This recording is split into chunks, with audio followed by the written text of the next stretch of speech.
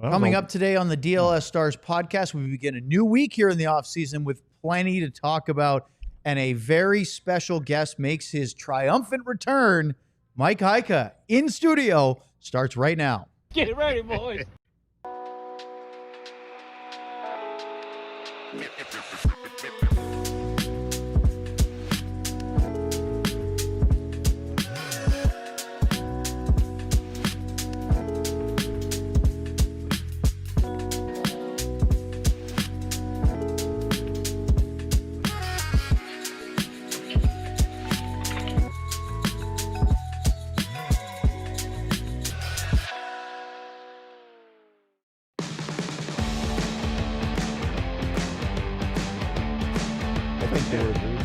We'll see.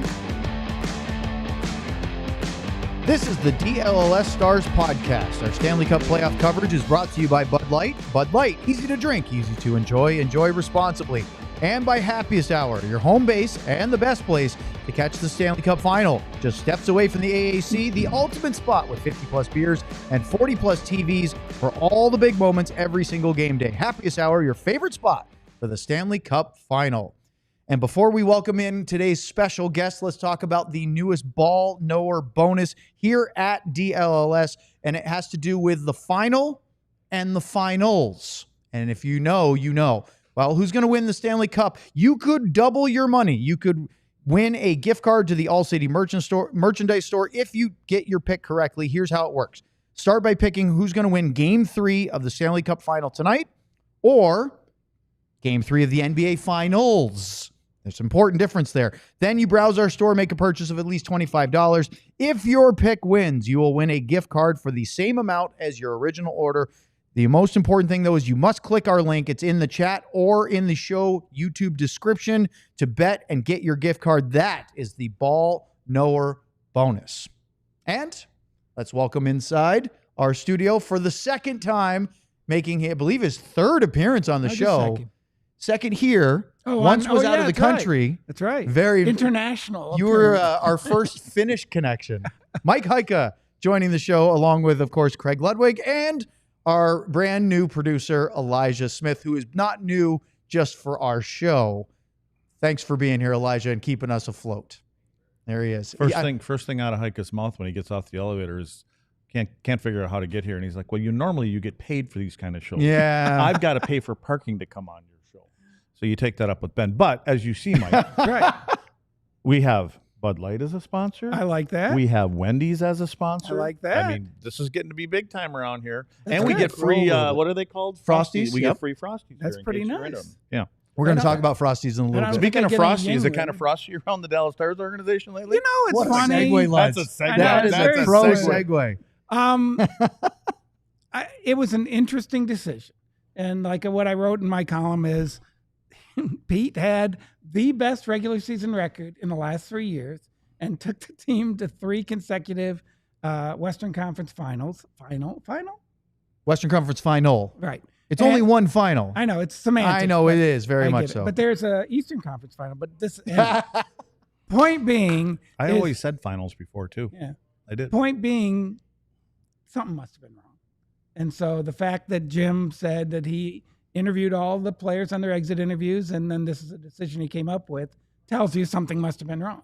Now, all of that said, they're keeping all the other coaches. So if there was a Isn't that up to the new guy? one would think yes, unless the new guy is Jim Montgomery. You know, it's the guy who. Well, it's not going to be him. No, I'm saying though, but the process of Jim Montgomery coming in is yes, you're a young coach. I'm going to give you your coaching and staff. Jim Nill actually said as much on Friday when he did his media availability, kind of making the point, because your former colleague, Tim Kalishaw, asked a couple questions, and Jim stopped his answer and said, wait, I want to go back to your first question. We feel that we have such an experienced coaching staff that it does not necessitate an experienced head coach being hired. As far as NHL experience. Yes. Then I don't know if you read Tim's piece, his most recent one. He said that he basically mentioned that somebody inside the organization told him they're not looking for a retread or a coach with significant NHL experience. Correct. I read that, and so that's good. I haven't. Isn't this all pointing towards one guy? I think. I think it's the right choice. To me, it's pointing to one guy. So, I mean, if you're, well, I don't know if it's breaking news. I mean, everybody's looking at me. I know nothing, but I'm going, I don't understand it. If you're keeping all the guys and you're saying that you're going to keep the guys, it's obviously guys that you're familiar with. Correct. And, you have interactions with. So, and it's not one of those guys, apparently. Correct. Although it could be. Well, I mean, if you really wanted to do it, Naz, I think, would be a great head coach. And you bring in Neil Graham as an assistant to get him experience at the NHL level. Are we allowed to say Neil Graham? You're allowed to say anything. You don't have to say the kid from Duke. You can actually say his name.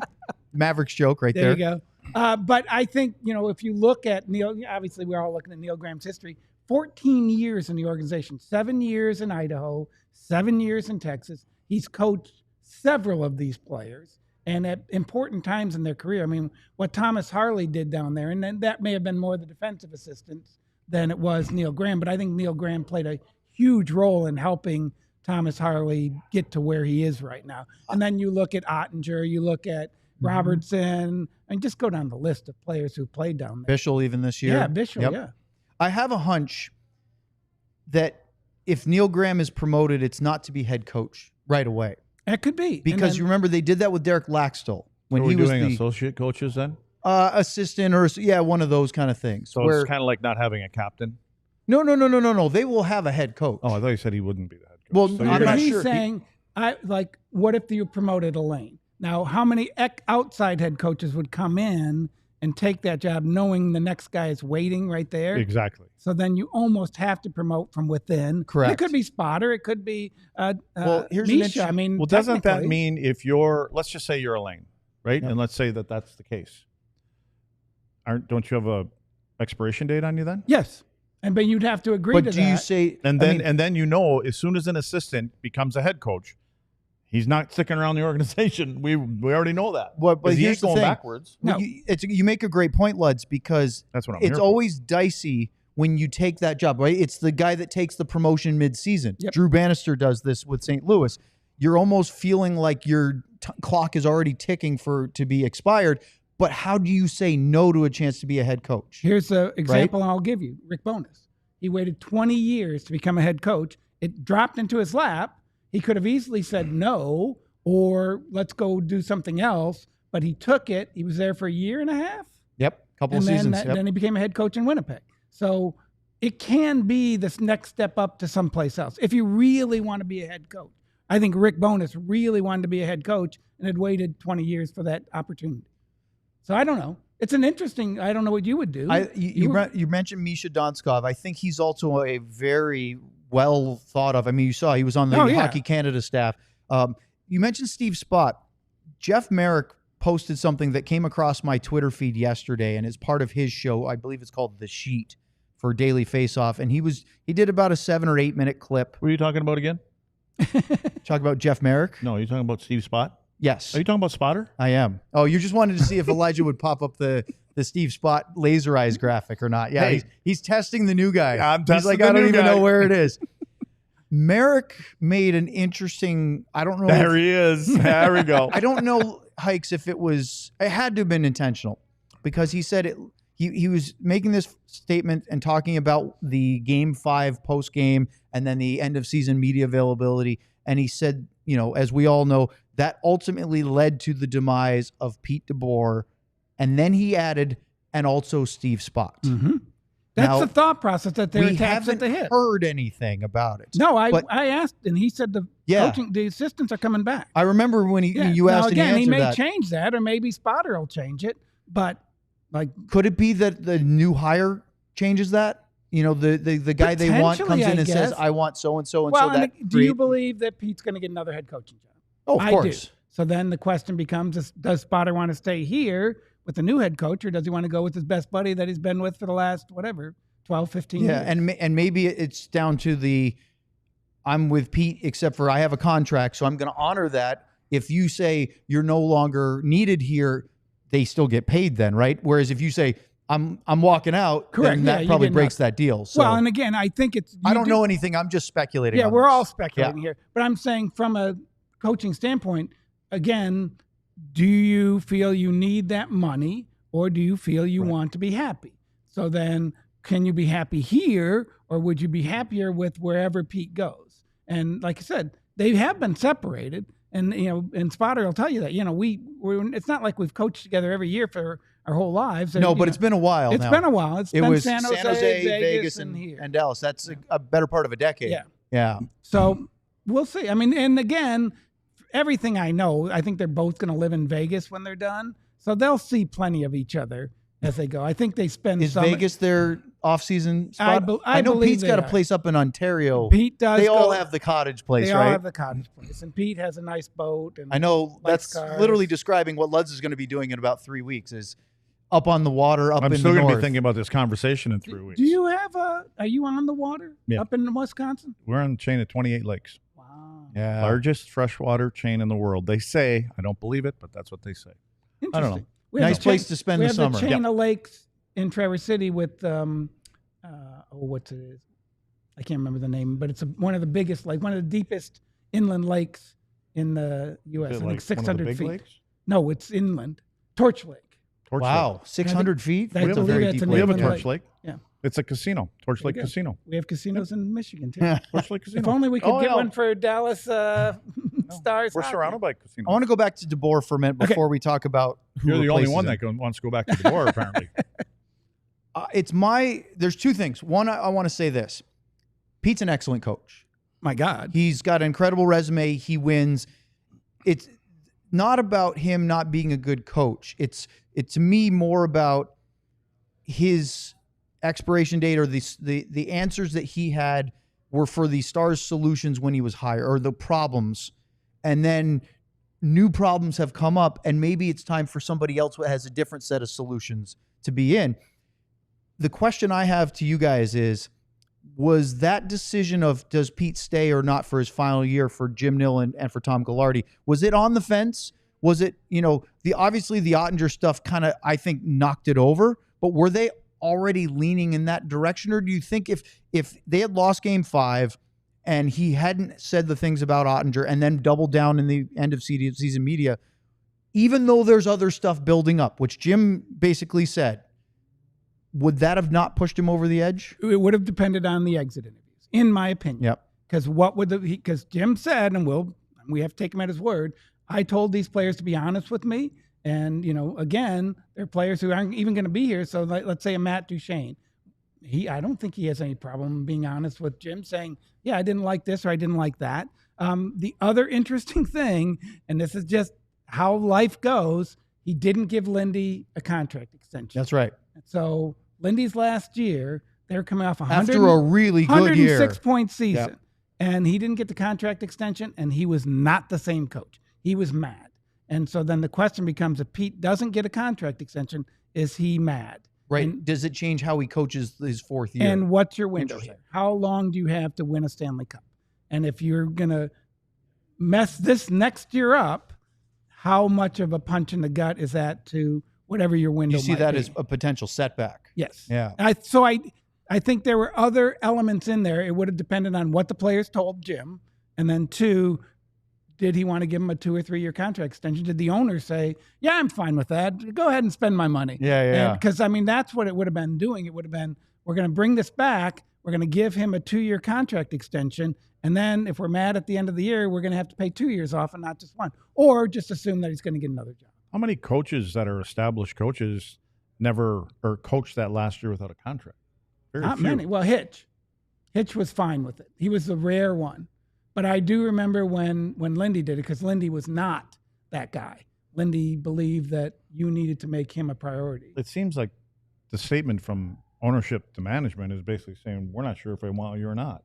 Well, I think that's fair. I think a lot of it might be, and this is, again, it's funny that Pete says to the players, hey, you got to earn your spot. You got to earn your minute. And so then if a owner says to him, hey, you got to earn your contract extension. Yeah, right. He doesn't really think that's a good plan. So we'll see. And again, we're all just assuming here that these are, but we're searching for explanations, and that might be one of them. Okay. I can just see the wheels turning. Yeah, And I'm always Again. not sure which direction you're going to take I'm us. never sure what direction I'm going. But But the point is like Owen gave me this project the other day. Okay. And he just said, hey, why don't you pull some things about penalty killing in this series versus, the other series? Something we like want that. to talk about on the show this something week. we want to talk about. So I started looking yesterday. And then 4 hours later, I'm still looking. And I'm getting more pissed off by the minute. Because I'm going, there was no difference. And this wasn't just penalty killing. There was no difference. And I said this. When they came, I gave these guys credit. When they came down this stretch of the year and lost 7 or 8 games in a row, and I kept going, this isn't like a light switch. You don't just turn it on and you're going to automatically be different when you get into the series. And then I said after one game, I said, I was wrong. Yeah, they turned it. They turned it. Well, you know what? When I looked yesterday, they didn't turn anything because Jake was unbelievable, okay? The holes that I see, I'm talking, again, D-zone, things like that, were there. I told Owen this morning, I'm looking at this, I'm going, look at this. 3 guys changing at the same time going off the ice when somebody's coming down the ice. And you change. So I'm to go back to what you originally asked about. Mm-hmm. Jim Nill's been around since God's a Cowboy, right? I mean, he's been around for a long time. Janko's been, but he's surrounded by, that's what those people are supposed to do. I just think that they saw things in the first round and you got through the first round. Yes. Doesn't matter how we got it, we got there. I think there were things that you got through the second round because the other dude couldn't play on the road. And there were, and again, Jake was unbelievable. And then when Rantanen started getting shut down a little bit, he was obviously good. It pokes its head again. Yep. So I personally think that there were some other things prior to that. And then everything that happened in that last thing was kind of like the top of it. I mean, it obviously when those kind of things, because for Pete to talk about at the end of it, to talk about the record of Jake and all this other kind of stuff, that didn't just come to him in that interview. Well, no, but I mean, it's history. All right, hold that thought for a second. Okay. Because we're a little late. I went a lot longer than I thought. Up next, wow, more on this here on the DLS That's Stars what you have podcast. to deal with every day. Because we come in. What's up, Stars fans? It's the off season, so start stocking up. Enjoying the game should have been easy, but let's move on. What to wear? You know what to do. Throw on that Rantanen, Otter, Heiskanen. Throw your pizza board jerseys in the sink and in the garage. You're not going to ever need those again. Not sure what to serve your friends? That's even easier. Pick up some pizza and grab some Bud Light and stock up the fridge. I have all these ones and these twos and Z's here. Apparently, I'm hitting buttons as I'm listening to you guys because I know that's not in the script. See, it's that easy. Just like Bud Light, which is always brewed with 4 simple ingredients for a clean, crisp taste. Bud Light, easy to drink, easy to enjoy, but remember, do it responsibly as we all do up here. Anheuser-Busch, Bud Light, St. Louis, Missouri. Do you know what described audio is in Canada? No. They will actually tell you what's going on. Like John walks across the room and picks up a pencil. And that seems like what they do for John you. didn't walk put across his the room to fingers do on the anything. camera. That's why we have That's a a new good point. producer. All right, now we finally got got to one that talk works. about Wendy's, however. If you love Wendy's classic Frosty flavors, we have some big news. There are all new Frosty Swirl and Frosty Fusion flavors you can get in either chocolate or vanilla. So it's the same creamy treat you've always loved, now with a flavor refresh. With what are these new flavors? Well, I'm glad you're asking me that. Okay, we've got the Frosty flavors, Swirl, strawberry, brownie batter, and caramel, or caramel, if you prefer. It's caramel. Then we've got the thoroughly blended and mixed Frosty Fusions, Oreo brownie, caramel crunch, and caramel crunch, and Pop-Tart strawberry. Not to mention that, yes, you can still get vanilla. So try them to find your favorite. Are you going to be a strawberry swirl fan? Are you going to go with caramel craze, brownie batter, Pop-Tarts, you name it? They're all there. Anyway, whatever flavor you're craving, odds are we've got a Frosty for it. So clock in for a sweet treat anytime, including midnight or later, with Wendy's all-new Frosty flavors, a refresh on a classic. Got to be Wendy's at participating U.S. Wendy's. Hours may vary by location. Okay, we're here with Hikes. And Luds, I had to cut you off because we were getting very late for our ad break. But go ahead and steer that back to the direction of the things that that you were watching and getting upset about as it pertains to. Okay, well then let's add in the comment that the owner, Tom Ghilardi, had made about going from an offense. We were this kind of team. Now we're more of an offensive team. We need to get back to being a playoff kind of team. So that to me doesn't just fall on the head coach. That falls on a general manager too, right? I mean, he's the one that buys the groceries apparently. So I just think, did they ever do that? No. And again, we were a team that can win in the regular season playing a certain way. Anytime that you play against, I say this, these guys get sick of hearing this. You play the same team every other night for 14 days. You figure things out. I figure out who pushes people out of the battle, who can be pushed out, who can't be pushed out, all those little kind of things. And then there was a comment that Pete made earlier in the season about, we got to get bigger down the walls and all that kind of stuff, right? So I don't know if there were really any adjustments made going into the playoffs because, like I said, as I'm watching that game and I'm seeing the holes in the middle of the ice and guys are over here and it's so spread out in our own zone at times, and I keep going back. Oh my God, Jake was great, And again, there were actually goals. There were a couple I went, he needed to make that save, but there's some that he should have never been put in that situation. So you bring in a new coach, whoever it's going to be. Is there going to be a new team or different? I mean, there's going to be different players here, right? You don't roll this back. Yeah, no. Well, no. And I don't mean to say like this is a bad team, but if you want to get an identity that can get you past this stumbling block, you got to bring in some different, characters. Well, okay, let's go back to last season. They changed a bunch of that team.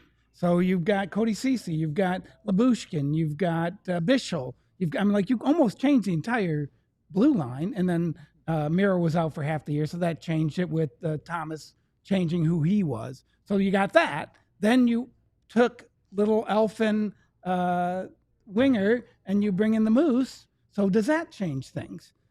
So when you mentioned Labushkin and you mentioned those guys and Dumba and Cece, were they heavy? Did we get harder to play against in our own zone? They did, but why? Clearly those guys weren't. I think Cody Ceci is a big burly player. The thought process was that Labushkin is a good defensive defenseman who will win battles in the corner. I mean, on the scouting report. Now, just because guys are big doesn't mean they're hard to play against. I agree. Look at Essa. I mean, he's a smart guy. I don't think he's hard to play against. I don't think he. Well, he defends guys. It's correct. hard for an offensive guy to find space. And he got tired. Yes, he did. He got tired. And it's just like Miro last year. And again, if you want to talk about Pete, I think the fact that he played 5 defensemen for the first 2 rounds of the playoffs is something that stuck in Jim Nill's craw because the guy he was scratching was a guy that Jim Nill gave a first-round pickup for. So there's all sorts of different parts working here. To your argument, if that is true, then why wouldn't they change the assistants? And maybe they still will. We'll see, I guess. Yeah, it would be interesting in that regard of, do you give, I said this on our show on Friday, typically when you hire a head coach, you at least give them 1 assistant, if not more, because you have to have somebody on your staff that you can trust completely. Not saying that the guys that are there now are not trustworthy. It's just that you don't know. And look, those guys are professionals. I'm not saying that any of the guys that are on our staff you can't be trusted. But why Pete DeBoer has Steve Spott? Because he inherently knows that he has his back in every facet of the way and knows that, and there's package deals all over the NHL. This guy always brings it because you know that they're not gunning for your job. Correct. And if you have any issues, they will try to help you, not try to undercut you.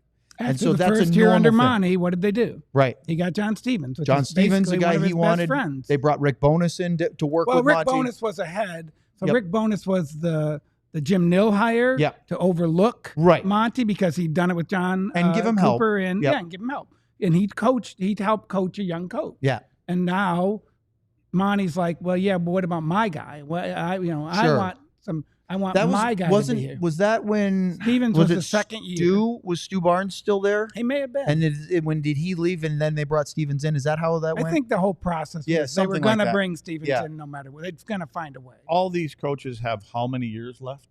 1. All of them have just one. Each one has one. They were all tied to Pete. Now, Jeff Reese has transcended coaching. I don't think that's a big deal. Jeff Reese should not. I mean, that's Fraser Crane. Yeah, he should be as long as ever. Yeah, and he should be there as long as he wants. I just wonder, is there something about financially for you're bringing in possibly this guy and those guys all stay? If they all get booted, their contracts go with them. They get paid. You got to bring in another 3-4 guys to get paid and continue to pay them.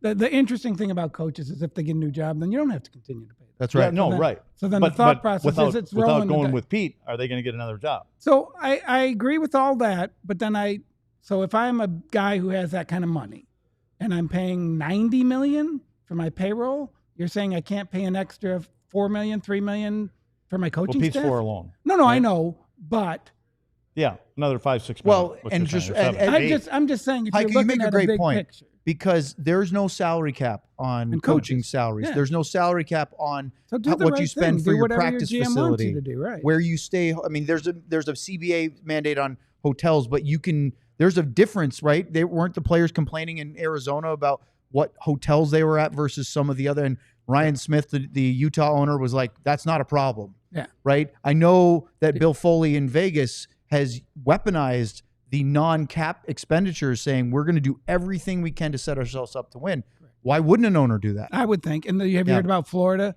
Florida basically stays overnight everywhere it goes, which we don't do, which I don't think a lot of teams do. And for performance purposes. Well, that's what their thought process is. And then what are we talking, 40, 50 hotel rooms or whatever? Because everybody gets their own now. The staff, and this is at a 5-star hotel. So when you add that up at the end of the season, I'm guessing that's a fairly large chunk of change. Does this mean that if this coaching staff, with the exception of Pete, come back, what are they changing? Are they not going to play the same system and everything? No, I would think they would. If it is, well, I guess it depends on the coach, and that you go through the process. And when you're interviewing the guy, saying, "Are you okay with these assistants? What is your style of play?" Before they hire the guy, I think you have to. Well, Luds, you made the comment the on same guys are Friday. coming back. You said that it may not, the style of play for the team. I mean, if Lane is going to be the head coach, it might not be his system, right? Well, I mean, if he's been doing it for the last few years, but is that, do you think he's been disagreeing is, with the head coach for 3 years and saying, "Man, we can't play this way"? Or is it doing it the way the head coach wants and then fine tuning it from but within? He's going to be the head coach now, and I mean, okay. Let's go back to bonus. Yeah, he ran what I considered a much more defensive system. I agree. Than Monty did. Yeah. So he took over. The same people were there. A couple of new guys. And they got even more conservative. And they got even more conservative. Yeah. So again, as a head coach, I think you can push buttons within the framework of what you're doing. See, the conservative system for me, shouldn't cut back on what you do offensively. It's just a difference in coverage in your own zone, so you don't leave as much open space open. That's the only thing for me. I mean, that should not affect how you're going up the ice and doing what you do. You're just going to be a little bit more difficult to play against in front of your goaltender, and there's more number. I mean, just watch the way the two teams that are playing right now. Right. Not a lot of space out there. And they're great teams and a good play, but they've all bought into it, and they all go to certain areas, and they make sure that there's more numbers here to protect their goalie. And with great players, of course, they're going to get their chances, but it's not like being out in Wyoming in a desert, or you know what I mean, like where there's all this open space to roam around. Well, your team is the best example to me. Yeah. Because we've talked about it 100 times. Mike Modano was the most skilled player on the team, yet he bought into the defensive system, and that changed everything. Yeah. And then now, as a team, you're much different than Colorado, because Colorado's freewheeling and they're all over the place, and you guys are beating them because you're making the right defensive play and you're not giving up all the offense. Yeah, and ultimately, when you play somebody for 14 days possibly, you frustrate them, and it gets to be frustrating. And then what happens is when it's frustrating, though, that team will take a couple extra chances because we got to do this. And then when they take the chances, and like with our team, we had guys that could hurt you. They only needed 1 or 2 chances to go down to the other end. It just seemed, and we're seeing that go on right now. I mean, as much as they have some offensive things there, they're all hard to play against in their own zones. I mean, they're difficult to play against. And I'll give you another interesting example, and this will lead back to Neil Graham. Chris Knobloch came in and made that a much better defensive team in a year. Like in 1 year. Oh, it's just amazing. Yeah, and I don't think he really changed assistants there, did he? Things are tighter. That's I know, but whatever he brought in, like just watching them, you're like, oh my gosh, that's. And you know what had to happen there, Mike? 2 guys especially had to buy in. Yeah, and say, look, we're not going to win unless we do it this way. And they did. Yeah. Knobloch, I didn't know a lot about him prior to that, but he did have not just a history with Connor McDavid, but he had a history of being pretty successful with Hartford, the Rangers AHL affiliate, for a number of years. So he had a lot of head coaching experience. It wasn't like they plucked him out of completely nowhere. He just didn't have the NHL experience of a guy going through the second or third or fourth hire or something like Neil that. Graham, we'll go right back to it. I mean, he's been in Texas for 7 years. Yep. So, and 7 years in Utah before that, or wherever they were. Salt Lake Idaho. City. Idaho. Yeah, he was with the Steelheads before that. Yeah. So let's talk more about this. We got a lot more to get to. We'll run out of topics we'll run out of time way before we run out of topics with Mike Heika here on the DLS Stars podcast. Mike, you're going to see that there's some kind of theme to the things I have to read. Okay. Rugged Road is dedicated to creating innovative and durable outdoor gear for adventurers who demand the best. Their products are designed with the highest quality materials and craftsmanship, ensuring they perform in the toughest conditions. Whether you're on land or water, Rugged Road gear is built to accompany you on every adventure. Crafted to handle the toughest environments, their coolers are built to last. Their coolers, that is, are built to last. Mike, you hear we're talking about coolers now. Ensuring What are you putting coolers? Bud Light and Luds? coolers. Figure that one out. How did I get these two? Ensuring they can keep up with any adventure. Perfect for a variety of outdoor activities, from fishing and tubing, camping, and tailgating. The coolers are designed to meet the needs of every outdoor or sports enthusiast. So gear up for your next adventure with Rugged Road coolers. Reliable, durable, and built to be used. Rugged Road is your ultimate outdoor companion. Head to ruggedroadoutdoors.com and use code DLLS for 10% off. All right, Luds, let's talk about Empire today. Just like your favorite team needs a home ice advantage, your home needs a home floor advantage, and Empire Today can help you get it. Empire Today has flooring experts, detailed flooring professionals who focus on flooring every single day. We've all been to those big box stores. You wander endless aisles, then somehow you're hauling all these materials home, looking for an installer, and coordinating everything yourself. Those big box stores might have a flooring department, but the person helping you with flooring may have been doing sinks yesterday and could be stocking light bulbs tomorrow. Why is Empire Today your best bet for a new floor? Well, it's simple, because they live and breathe flooring, and they will be with you every step of the way, so it's a whole new ball game. Their flooring experts bring the showroom right to your home. You pick the right flooring, the right colors for your space, see how your furniture in your house looks, and get precise measurements, plus getting clear, upfront, and inclusive pricing so that you know exactly what you're getting, and you can schedule installation as soon as the next day, because nobody likes to wait. Schedule a free in-home estimate today, because some things are just better at home. DLLS listeners can receive a $350 discount when using the promo code DLLS. Yes, you heard that right, a $350 discount with code DLLS. Restrictions apply. Visit EmpireToday.com/DLLS for details. Pretty sure I added an extra L or two in there, but we do that sometimes. Okay, I have a Twitter question from this morning that I wanted to throw at Luds, because I think it will lead to the general roster conversation you guys started having. Patrick says, if the cap wasn't an issue, which defenseman would Luds add to the roster and why? Two-part question, because then he wants to know if the Stars are truly shopping Robo, which he refuses to believe. What are you looking for in return to bolster the roster right now? He said trade Robo for Moritz Seider 1-for-1. There's no way Detroit is going to get rid of Moritz Seider. And then he added, would Luds be willing to come play in my beer league sometime, Friday nights at Parks Mall? And then says, loves the show, guys. Keep up the great work. Sorry to see John go. And that is not a shot at Elijah. Parks Mall, is that the one out halfway to Is that Possum Arlington? Kingdom? I Yeah. think it's on 20. Well, if you got a helicopter, I'm in. So who would I? If you could add a defenseman just like without pick worrying anyone? about salary cap. Available defenseman or just yeah, any? see, He here's didn't what I did, specify. Mike. I think probably available. It's more almost than- like I knew not this. just say, can you go get Victor Hedman? What about or, Keandre Miller? Saw his name yesterday. hang on. Yeah. Provorov, Orlov. I do like Haig. Now, they're all left-handed. Okay. Yoki Hara. He's- Yogi Haru is right-handed. Haru. Oh, yeah, He's a right. lot of He's the people- only righty of all them. All the Mhm. rest are lefties. Right now, we have 4 lefties.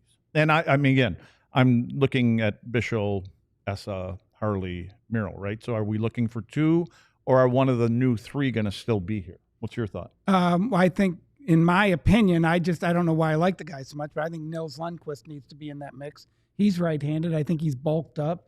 If he's healthy, I think he learned a lot last year. He's, 24, 23? He looked like he was taking a step forward. Yeah. Before he got hurt. did. Okay, so nothing against Nils. Did Right. we just get harder to play against? No. Okay. But you got. Do we you need got- to get harder to play against? Well, it's an interesting question. Can you use forwards to do that? What? Can you use fourth line forwards? We already have forwards that play in front of our goaltender, and we got we got defensemen that are playing out of the tops of the circle. Well, It's that true. is part of how they do things. Okay. So But again, yeah. What about Seth Jones? Can we get him? you know what? The funny thing is, I did have conversations before that all went down. I know.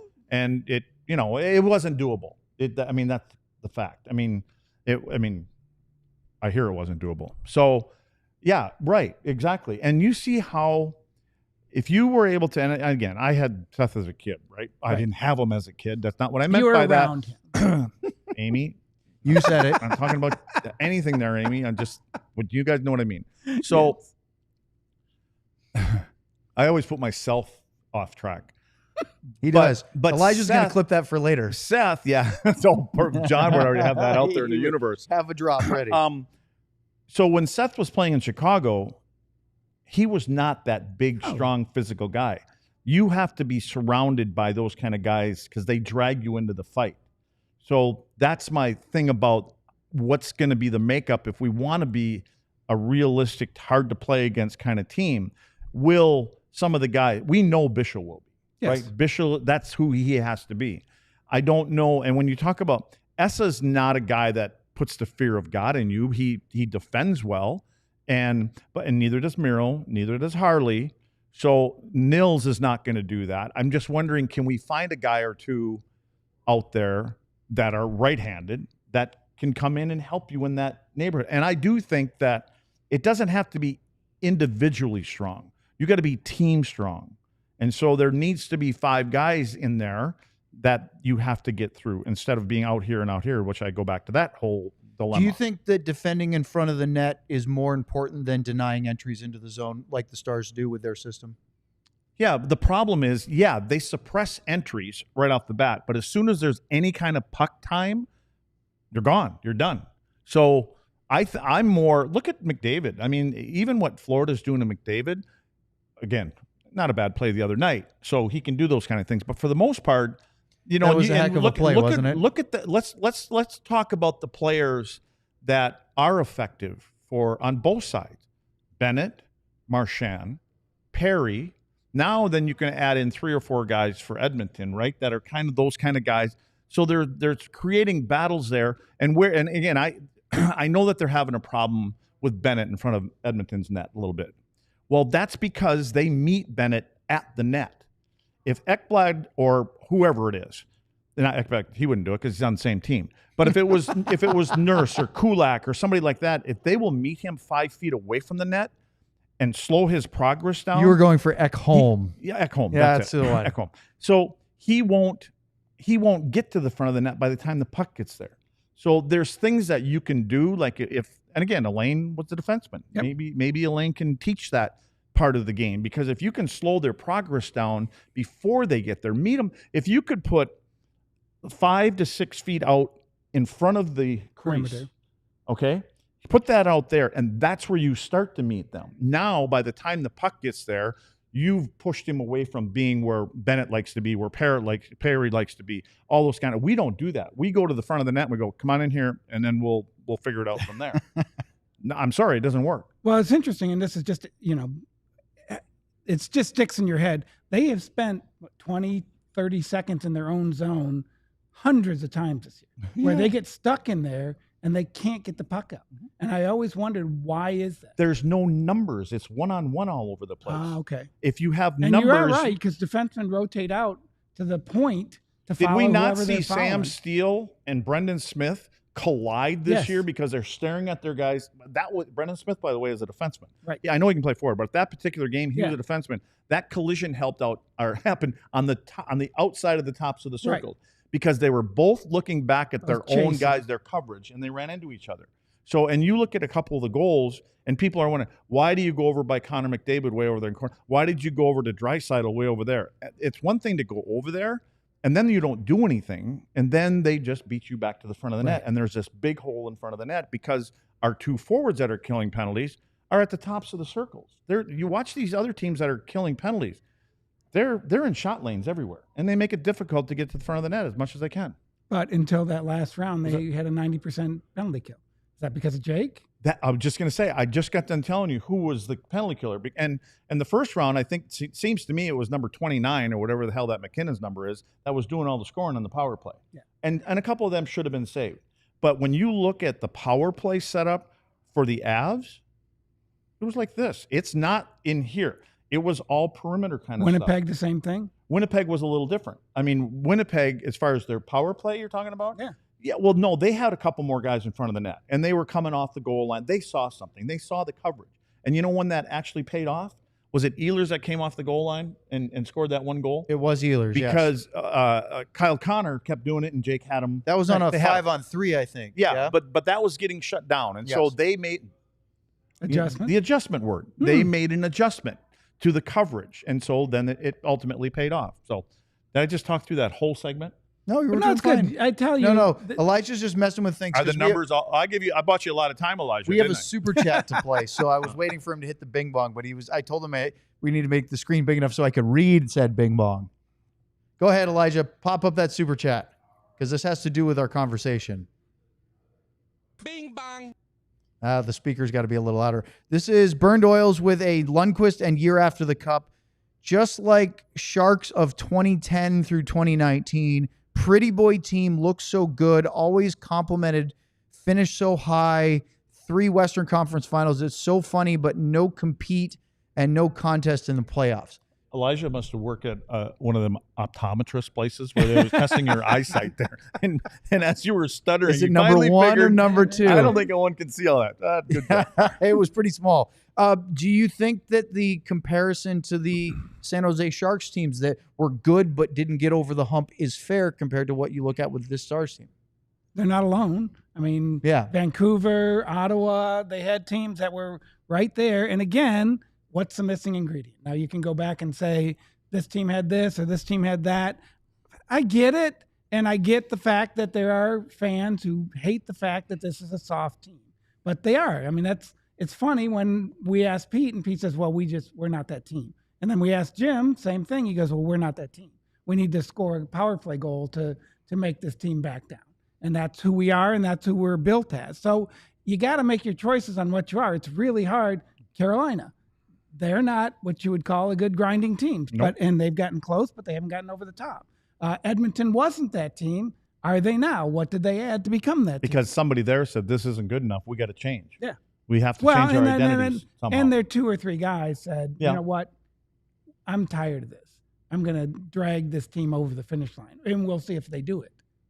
So Yeah, but I think like I mentioned earlier, they added some. they did. They added Corey some grit, Perry. You know, I mean, that's just you Trent sit there and look Frederick, Perry. Yeah. You know, I Healthy talked about Evander Todd Kane. Colson, Kane.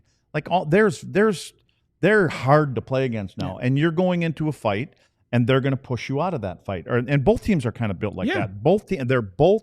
I hope this thing goes 7 games. I hate it that there's going to be. I think is it after Game 4? There's only 1 day in between, or is it after? No, they have it's 2 after again. Game 4. Maybe it is. It's on a travel day, because I kept thinking to myself, well, you know what? If somehow Edmonton comes out of this, they're going to have the advantage because there's only 1 day in between travel between Game 4 and 5. 1 day, I should say, 1 day off, and they play It's a game. true. Yes. So they I play know, and all the other ones Thursday, have 2 days Saturday. in between, and I'm thinking, well, that's kind of ridiculous, but that's probably because of building availability. But anyway, I just think if it's Edmonton, they even if it's not Edmonton's down, I believe they have an advantage coming back off of that. It's 6 hours. playing Somebody at said home, it's travel. They're Getting playing at back home. to Edmonton for Florida, Game 5, it's a yeah. disadvantage too. So I think Florida has to come out of this, even if they have a 3-1 lead. I think Edmonton wins that next one, and then whatever happens there. I'm just saying that travel and that game. But again, I just go back to the way these teams are playing against each other. It's awesome. I want them to have as much rest. It's so entertaining, and it's what playoff hockey should be. It's funny you say that because when the schedule first came out and I saw the 3 days between games, I was annoyed because I didn't want to wait that long. But after watching Game 1 and 2, you went, give them as much time as you want because I want them to be see that again. rest. And remember Finland, how annoyed we both were. Oh, he's not ready for the Finland drop. he's new on this for these drops, Luds. Luds was ready to go. I said, I'm Finland. even ready for him He now. jumped up. But Hikes, we were complaining here that they played a back-to-back when they were there a week because it affected the product this is an entertainment business. That second game should have been 2 days. It should have been better so that both teams could reload and go back at it. I agree 100%. I didn't understand it all, but you're right. And I do think if you're going to be getting to this point in the Stanley Cup playoffs, you want them to be fresh. One of the things that always annoyed me was the Sunday afternoon, whatever, NHL national game, and the teams would have played on Saturday night. Yeah. And you're like, you're getting backup goalies in your national broadcast, and you're like, does the league not understand this? You know, the coaches are going to do what the coaches can do to win. They don't care what the product is as far as entertainment value. So if you're going to showcase your games, then you need to make it easy for the coaches to play their best players. So let's. I want to talk about who's going to go to make room for what you need to bring in? Forget about who you're bringing in.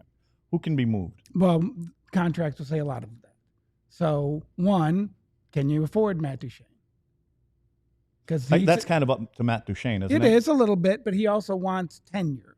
So then they're like, okay, would he come back at 3? Would he come back at 4? If he comes back at 3, does he need 3 years of 3? And then that becomes an issue. Then, all the other ones, I mean, I think you have to get rid of Granlund and Ceci if they're both $3 or $4 million players. I mean, at this time, if you don't trade Robertson, you got basically what, $5 million? $5 million, just under. For 6 players. Well, you got to figure out some way to. Well, I think you got to get rid Dumba's of money off the Dumba's caddy. money. Yeah, and I do think that's potential. But then the irony is the best way to get rid of Matt Dumba is to make him the rider on the Jason Robertson trade. So then you trade Jason Robertson, his $7 million. Does that affect what you get in return because you put that on there? Yeah, because I mean, like if you were to try and buy out Dumba, cost you money. So isn't this better than buying him out? Boy, I think that's a mistake to get rid of Robo like that. So they wouldn't be thinking about it. Well, you have to get rid of Robo. You have to get rid of somebody to create space. Yes. Yeah, and this is the lesser of 3 or 4 evils, and right? I go back. What about Mason Marchment? I'd be fine with that. But again, you want him to be tougher, right?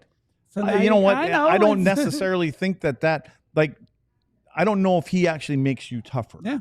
I don't. Or do you think he makes him? I don't. I'm going to respond to you in just a hold minute again. here on the DLS Stars All I know podcast. is I'm done. I don't have to read anything. Can we talk about beer? Let's talk about can. being a DLLS diehard in a bunch of different ways. First and foremost, let's talk about their newsletter.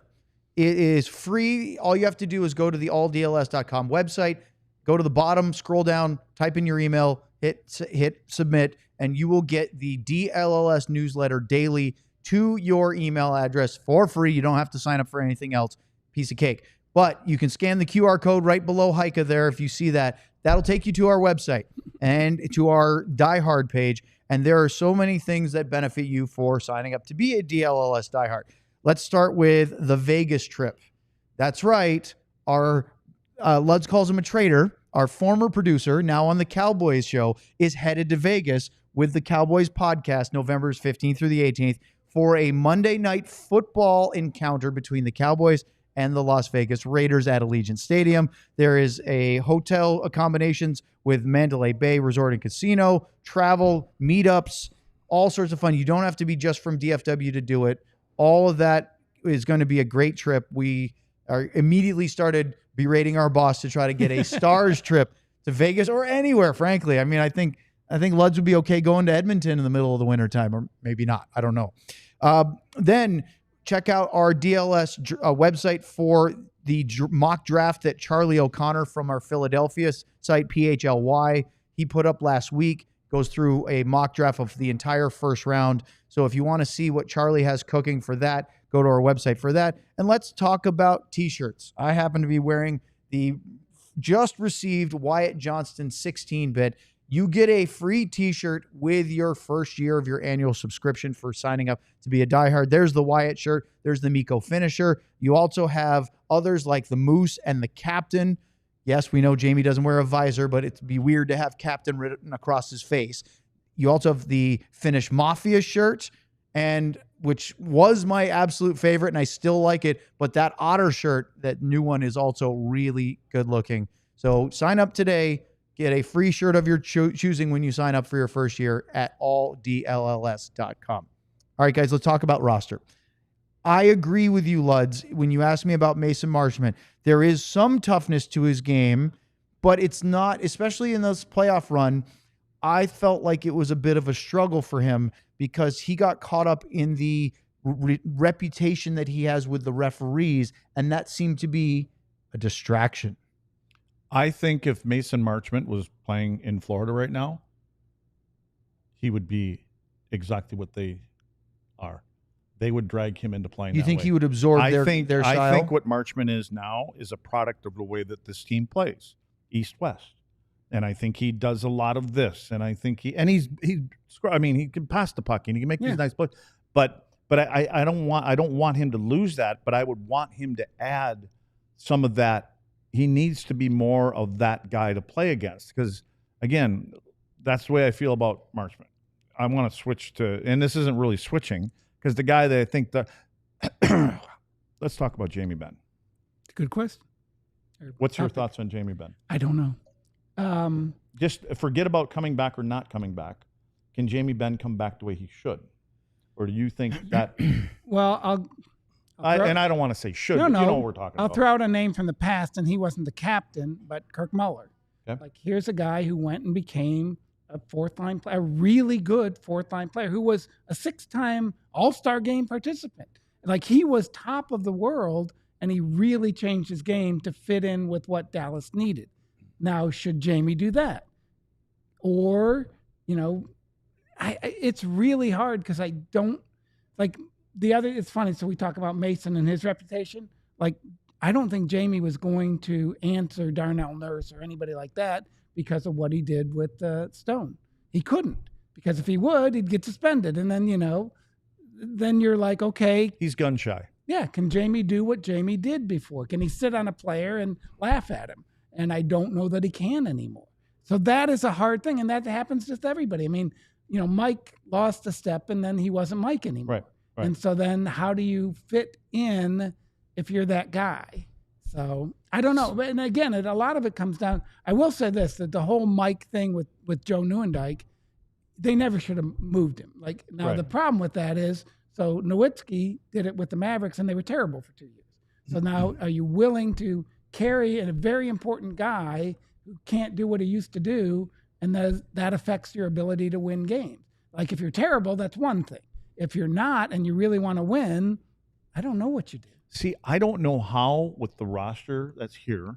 I look at this roster and go, for me, just from what I've seen throughout the course of the year and a half, 2 year, whatever it may be, I think of like, who could fit in to Florida's team and into Edmonton's team, the way that they both played, the way that we're talking about. You know who I come up with? Sam Steele and Colin Blackwell. That's who I come up with. Yeah. None of the guys that are the foundation or players, whatever, are like that. So what does that mean? I mean, again, when we go back to Tom Glardy, want to be a playoff. How do you revamp this lineup?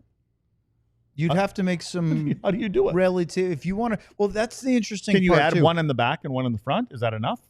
Well, you got to add 6 probably. And I mean, that's how many you got. I mean, you have Bischel back there, and I think Yes. Bischel's going to take another step. Yes, I agree. Right? So can you get another defense? Jacob, again, I was on a Jacob Trouba train earlier, and again, can Keandre, again, I know they're, he's lefty, but can you add one of them kind of? Ekblad, he's out there, and you brought him up He's the other not day. going anywhere. Right, exactly. Yeah, He's going to but- take $2 million to stay there. Let me ask you this. In that theme, we've saw this before with Jim Nill and Tom Glardy, and I wonder if there is a contrast in vision and belief of the way forward from those two, but they do coexist, of course, and usually pretty successfully, because in the team that Jim built with Lindy Ruff, as Mike was talking about, that 15-16 team, they were a high-flying, high-powered offensive style that was one of the best teams in the NHL. And if they had the goaltending in the playoffs that they generally got in the regular season, they might have won the Stanley Cup. Yep. I argued that if Ben Bishop was on that 2016 playoff team, they would have beaten St. Louis, and then I think they would have stormed past the Sharks and Penguins in the final, I think, in 2016. The path was easier back then. They could have done it. But then the argument was, and Glardy was a big part in, I think, in getting Hitch to come back, was we have to get tougher to play against. We got to play better defensively. Yes. And they turned and went a different way. They lost some of their offensive flair, but they became a grittier defensive style team until this kind of shift again with they brought in DeBoer and they went out and got Duchesne. Wyatt Johnson emerged. You get a couple of new bodies. And so is it a product of the players available at the time, or is it Nill saying, I want to be a more dynamic offensive style, and Glardy kind of saying, let's play grittier, old school hockey, and they're kind of pulling the tug of rope back each way? What do you guys think about that? Who are the last 5 teams to win Stanley Cups? Florida? Tampa. Is St. Louis in there? Yep. Tampa Bay in there? Vegas is in there? Who am I? Boston, maybe a few years back. No, because they didn't win until 11. Okay. Well, but even when you Tampa bring up twice. when you bring up those teams, you think of that kind of. I mean, St. Louis won by playing that kind of a game. Yeah, they got good goaltending at the right time and other things, but they were plow ahead kind of teams. We're going to push you out of the fight. And again, is that where Tom Gaglardi was going with his comments? Maybe. I don't know how much say Tom has in all this. Don't forget Colorado won. Thank you to the chat. There you go. And even Mikko said that they were a different team than they are now. He goes, the team that we won with is more like our team. But again, he's going to say that because he's on the. And I don't think I don't put that Colorado team in there like no, that. They're not that. Right, they're not that kind of team. So 1 out of 5 or whatever it is was able to. And again, I think Jim is always trying to walk the line of balance and to do both. Yes. And so that's when he flipped from Lindy. He used Hitch to get them more defensive. Then when Pete came in, Pete said, I want to take chances. I mean, you look like the fact that Pete loves, it's a Russian forward. My own brain. Oh, Dodonov. Yeah, Dodonov. Is interesting because if you watch him, he's the cheatingest guy they have. Mm-hmm. Like he leans toward cheating. And then Pete loves him. So then you're like, that's an interesting message to send to your team that he didn't love him enough to dress him in the last. Well, but again, that was because those were the final buttons of your two guys too, that you wanted all three of them in, whoever they played on the fourth line. Were they playing? Well, Jamie ultimately went down to the fourth line. Yeah. But Beck and Blackwell and Steele and those guys, when they played together, they had an impact.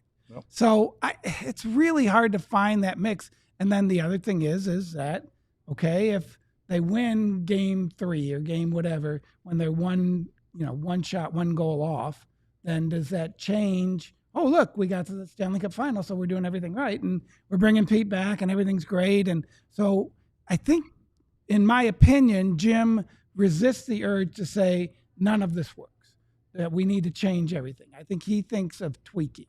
Now, how do you tweak? And again, we're all out here saying, trade this guy, get rid of this guy. It's not that easy. No, and again, it's. Are you thinking that they're thinking about minor tweaks versus major overhaul? Well, I think there's because of what Lud said, it's not that easy. There's 6 players or 5 players you almost have to change, right? Yeah, because of money. Right. So now and there's only so many spots available. So now you go back to, you got Mikko, you got Wyatt, you've got Sagan, you've got Rope, you've got Robertson is there. Robertson. Yep. You've got Marchman's under deal. We'll see about Robertson. Well, yeah, but he's still under contract. Right, he's still under contract. But now you've got those guys in the core. Now you've got Miro. Now you've got Harley. Now you've got Essa. Potentially, if Jim likes him, you've got Nils Lundqvist. So now, okay, that's kind of the core of your team. So how do you change that with the perimeter players? How did Robo fall out of favor? Because I don't didn't think hear he's any of this fallen a out couple of months favor. ago. I think that it just seemed like all of a sudden Robo. I think this idea came about online because he is due a new contract extension, and you just paid a ton of money for Rantanen. Yeah, I don't think that's to me. That's the key. Honestly, with what Robo showed at the last 3 games of the playoffs, once he started to get the confidence going, I went, you don't take that away, and he's a top 15 scorer in the league in his career. During that stretch, you don't get rid of those guys. The thing that you have to have players that, in my opinion, when players can't or aren't scoring, they have to be able to do something also. They can't just be a scorer. You have to be able to contribute another way. You have to show that you're pissed off that I can't score. And so you have to do certain things. And so it's like with Robo, if you're not scoring, I'm not I do scoring. think he's gotten better. Yeah, defensive and winning puck battles and things of that nature. But he's not going to ever be that guy. He doesn't have that makeup. But I look at Tyler, and I think Tyler's really become a better all-around player over his career. Now he's making $9 million, so that doesn't help. But I mean, I think Robo's doing that. I keep going back to Mikko. Like, there is no way Colorado wanted to get rid of Mikko Rantanen, but he needed a new contract. Well, and they thought that he might leave. They got the negotiation wrong. Now, so Robo is a restricted free agent, so you could technically push this and then trade him next summer. They could re-sign him and then do something. Well, not re-sign him, I think. But they could do it either way. Right, yeah. Depending. And I mean, they could hold trade. That thought for 1 second. I want to keep this going. We'll do a few minutes of overtime next. Well, I'd like to thank our television viewers today. Don't forget to like and subscribe. Check out ALLDLS.com. Okay. So my point on all this is last contract, it wasn't easy for Jim. I think Jim likes the Wyatt Johnsons and the Jake Ottingers who just boom, okay, we're done. I want to be here. Whatever you think the right money is. Well, they also got a lot of money for him. Well, okay. I mean, Wyatt was they did. decent Same money. with Jake Miro. got huge money. Same with Miro. Same with Rope. Yep. Lots of money. Yep. But it wasn't hard. Robo got 7.7 and it was hard. Yeah. So then what does he want now? And I think that was the same tone with Mikko in Colorado. He wanted 13. And they're like, oh, we can't do 13. And then from everything we heard, Mikko's agent was very firm. Yes. And so then he's giving that message to the team, look, you pony up or else we're leaving.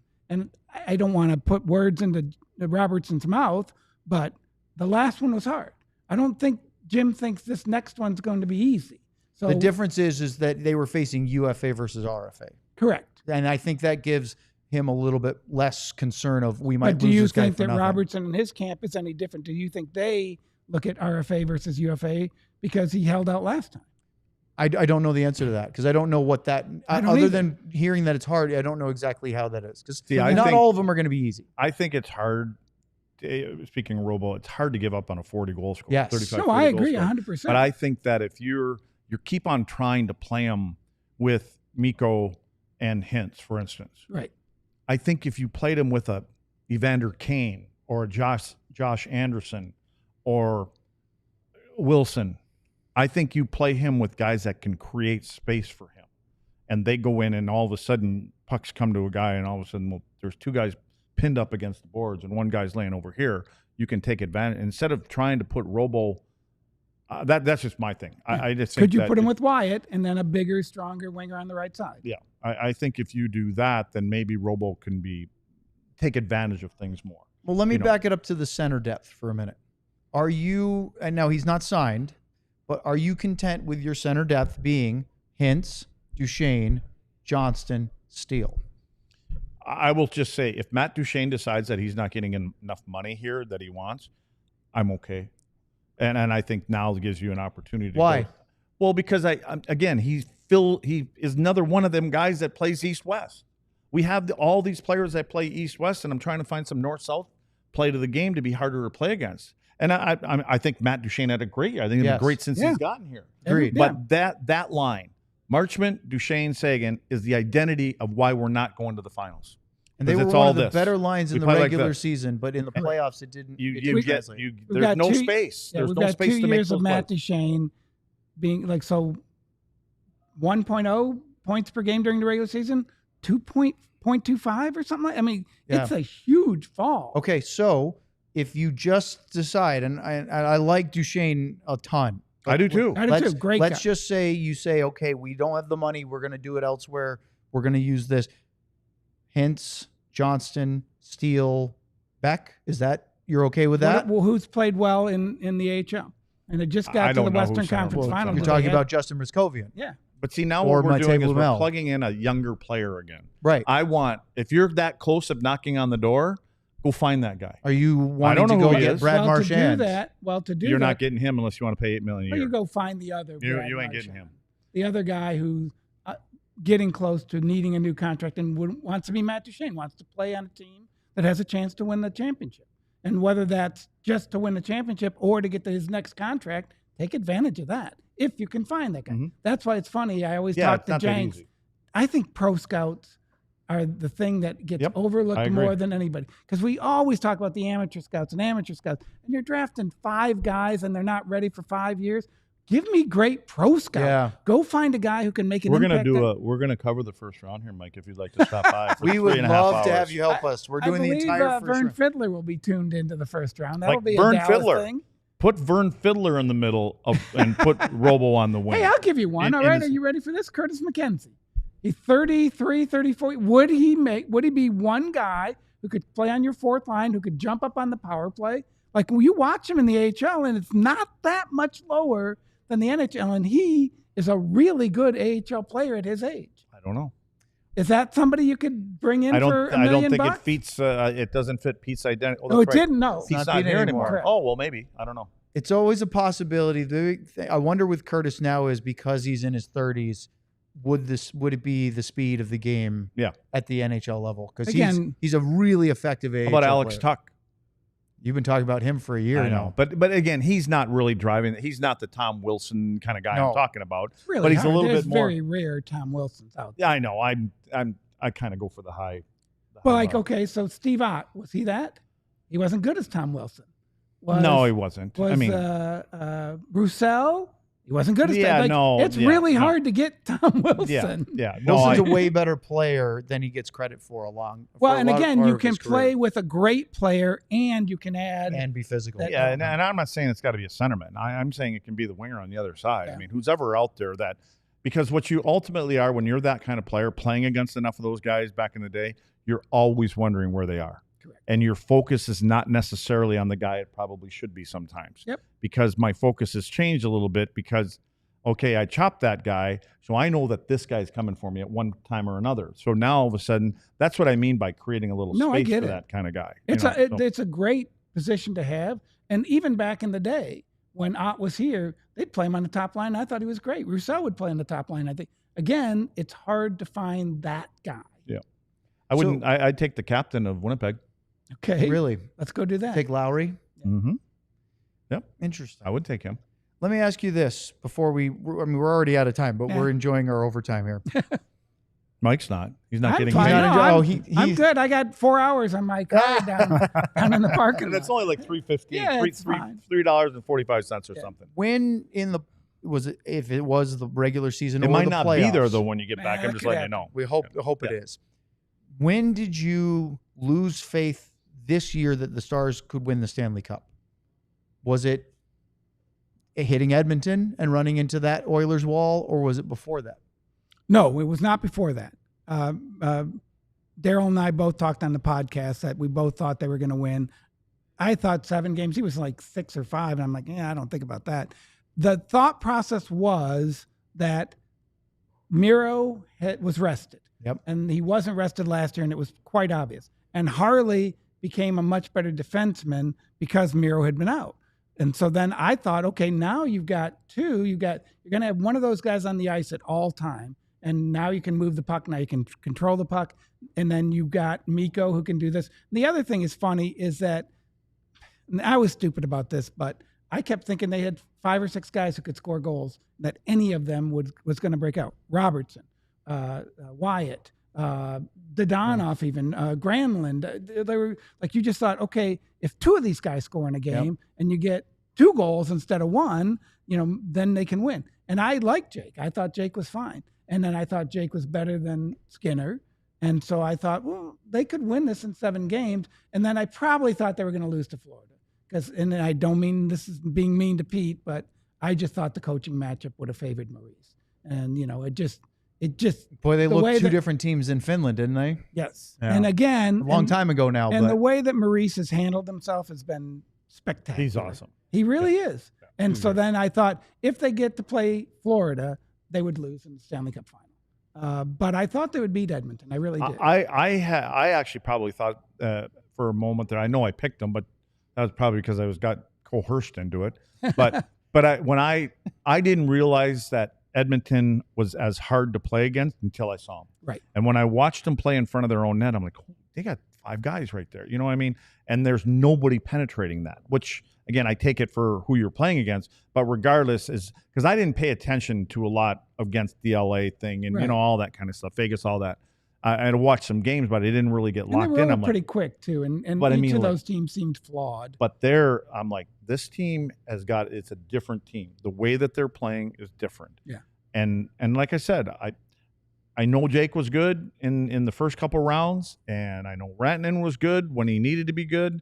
But when you sit there and you go back and you're like, yeah, it's even a little more spread out than what I actually saw. And Jake was even better than I probably gave him credit for, and especially in that first round.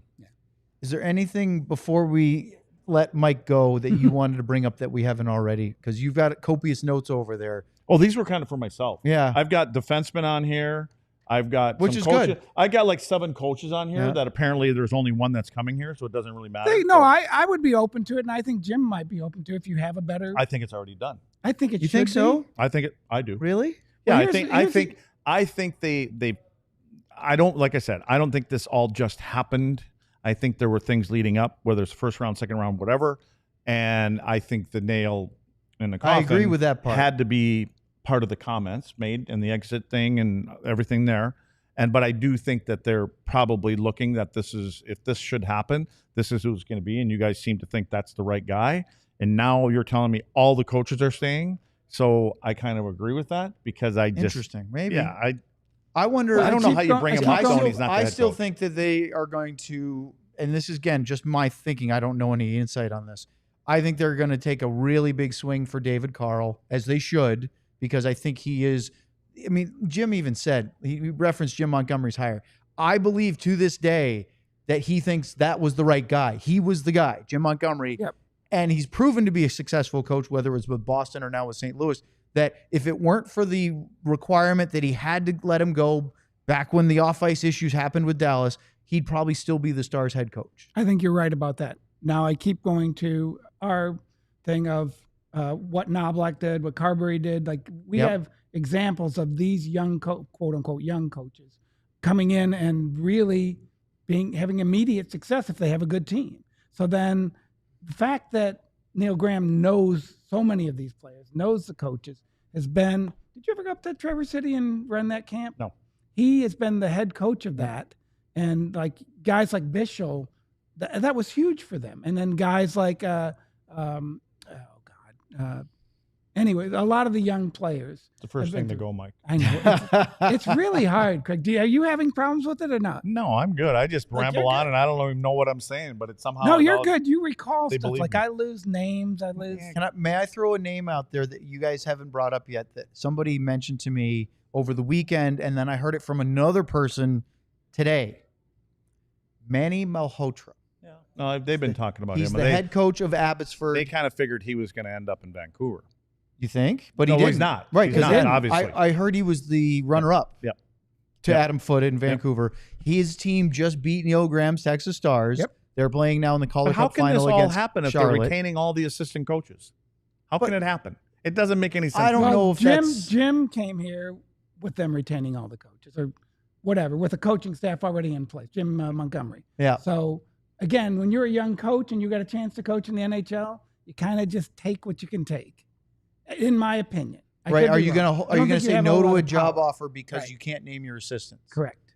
But it also could be just they're under contract. We're waiting if they want to leave or if somebody wants to kick them out later. That could happen. Yeah, So- and I think if you're that high up on a list of a young guy, you have other offers, and you could say, you know what, I can bring in guys. There's nothing wrong with the guys that are there, but in my first year or two, I want to have guys I'm comfortable with. Correct. You know what I mean? Like it sounds scary to me as I want Matty there. Yeah. You know what I mean? Again, I know that's a task in itself, but you know what I mean? I'd feel more comfortable with that than 100%. walking into having 3 or 4 guys there that, you know, especially as a young guy. Yeah. On the flip side of that, is the GM worried about losing a young coach to another organization? Would the reason you get Neil Graham give an example of Neil Graham there of how you think that you would lose him to what job? At this point, not. Right. But if you hire a coach, he's here for 3-4 years. You think Neil goes to be a head coach or an assistant? I would think. Well, he could do both. Could do either. Because but you could always lose a guy like Carberry, went off and coached in Correct. Toronto, and then you hire him back as your head coach. In my opinion, and I could be wrong, I think Bob might just have been tired of you, but I think he was worried about losing Hitch. Back in the day when he promoted Hitch, the thought process was, you know, if we just keep going down the same path, we're going to lose that guy. And he thought he was special. Mm-hmm. Bob thought that Hitch was special. And I really think that Hitch was the right guy for us and for the groups that he had because Hitch don't care. Well, and the funny thing is, Bob even said he does the things I don't want exactly. to do. Bob did not want to be that guy. He does the things. And when Bob was in those meetings after games and things like that, he'd just sit back and he'd listen to Hitch rant and he'd go pick up his coat, go, whatever you want to do, Hitch. And walk out, you know what I mean? Well, he was a sounding board. There was a chance that they were going to move him, right? Yeah. But because the players, whoever they were, kind of didn't like Ken Hitchcock. Well, yeah, the players, they're a different generation now. And so they're just different. You have to treat them differently. And so, and the players, as we know, have more power than that. You know, if they're not getting rid of 7 players. No. You know, so, and Hitch he's hard, he's demanding, and ask Brett Hull when he's had a couple cocktails, and he'll admit it. He goes, "It wasn't for him, I wouldn't be able." Ask Tyler Seguin. Yeah. Tyler Seguin became a better defensive player with Hitch there when he was playing in the middle of the ice, and Hitch was hard on him. But, you know, he made him a better player. And he says and does uncomfortable things, and he sleeps okay at night. I've had enough conversation. He goes, "No, that's why you were around, and that's why I have Wilson, Jarvie, and guys like that." One of the best quotes he ever gave me was, he goes, "You know, if they all hate me, at least they're united as a team." Well, yeah. He really believed that. They all rally around Yes. that. We rallied around it. Yes. Yeah, exactly. The interesting thing of this is we've kind of come full circle. We started with coaching and we're finishing with it, is that there are a dozen plus names that we haven't mentioned. Correct. That I could argue for or against most of them. Glenn Gulletson, for example, is a name that's been thrown around, coming back and again with a actual roster. I mean, no offense to when he was there, but the team wasn't exactly on its strongest footing when he was hired. Then they had a lockout during his second season and never really felt like he had a team at the cap ceiling. They were at the cap floor at the time. All sorts of different ones. We could do this for another hour. We're not going to keep everybody around for this, but it's interesting because as this continues, and I didn't do that on purpose, Luds, but I do absorb 2 things from Hikes. One is it's interesting and happy to be here. Love that when people say, "How you doing?" Happy to be here. Because generally, I'm happy. It's a good job. Yeah. But as we look at this, I don't think there is one right answer. There are a lot of them, and that's the job of Jim Nill, is to figure out which answer is the closest to being the right one right now. How many years does Jim have left on his thing? I don't know. It's a good question. I Don't you kind have of think those it's like you're there every day. I know. But again, he got an extension a couple of years back. I think they have a succession plan. I don't know exactly what his timing is, but I look at it like Gary Bettman. Like we thought he was going to be out 3 years. I think. And you saw him this week defiantly in. Yeah. It's hard to give up on like 30, 40 million a year, though. Well, not just that, because I think Jim is a very frugal man. And I was talking about Bettman. Oh, Bettman, yeah. But I'm just saying, whoever these people are, take care of stuff. I honestly think it's funny. One of my favorite conversations was, what was a defenseman for you guys? But he retired. And he just looked at me and goes, "I don't know what to do." And you're just like really? You sure that wasn't me? It could have been you. No, you always had a plan. Good ones. Schemes. But the point being is, like, this is what you've done your whole life. And if you just retire, it's hard. Yeah. And I think Jim looks at that. And the other thing is he hadn't won. See, I think that's the thing. I think Jim is one. He's been part of, obviously, Detroit. When he wants to win as him, the guy driving the bus. Correct. You know, and he's nibbling. I mean, he's knocking on the door. Yeah. So he just has to very, very call close. Luds, and he'll tell you what kind of players and what system to play, and we'd be all good. Don't use that as one of them can you be an silly assistant clips of GM? yours either. Write that down, Assistant Elijah. GM, Craig Ludwig? No, I just want to be a defensive coordinator consultant. You would have been good at that. Yeah, Hikes, he told me for past tense, before you got here today, he said, "I thought about it over the weekend. I want to be the eye in the sky. I want to be the coach that's away from everybody, but when there's a problem, I can help give them answers." Yeah, I like that. And I think you would have been good. Well, quit saying would. You could still be good. Past tense stuff all the time with him. Like you told me about Larry Robinson and what he did for you. Yep. And I think those players need that. They need someone other than the assistant coach, because the assistant coach has 100 other things to do. So they need a guy who can tell them. Kind of point things out and say, "I don't know, this isn't quite working well." Yeah. And we wouldn't give up these kind of chances if we just moved over here a little bit. And your focus starts with keeping things to this area of the ice versus that really good area of the ice, and your goaltender will be really happy. Yeah. Trust me. He'll be very happy. And your dynamic would be perfect with that, because you could just have a I conversation. see our GM over there saying, "Throw Ludwig under the bus with all these comments." I see him saying that. So we better wrap this up He before I is say saying something it's else time. stupid. We do have to do this again. Our show tomorrow's at 2:00 Central Time, which will be June 10th. We'd like to thank Bud Light and Happiest Hour for presenting our show today, and of course, Mike Heika. Anytime. And as you can see, we have a lot of things we can cover. we could do another whole show easily. Let's go. Thank you very much, Mike. Mike's going to change his number as soon as this show. Yeah, he's gonna, don't call me ever again. And Elijah gets it done. Our producer, Elijah Smith. For Craig Ludwig and Mike Heika, I'm Owen Newkirk. Thanks for joining us. We'll see you tomorrow here on DLLS. We all silly like the mayor.